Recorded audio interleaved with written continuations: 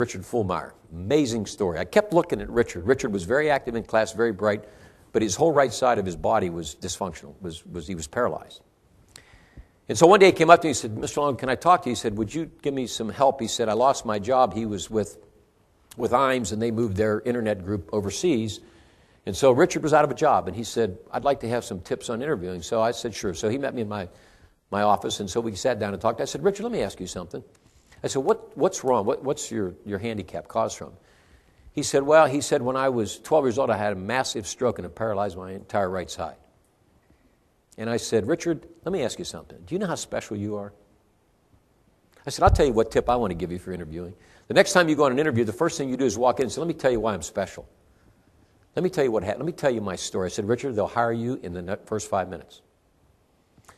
True story, I'm in Joseph Bank. A guy walks up to me, and I have no idea who the guy was. He said, are you Pete Luongo? And I said, I am. He said, I want to tell you a story. He said, I live next door to a young man by the name of Richard Fulmeyer.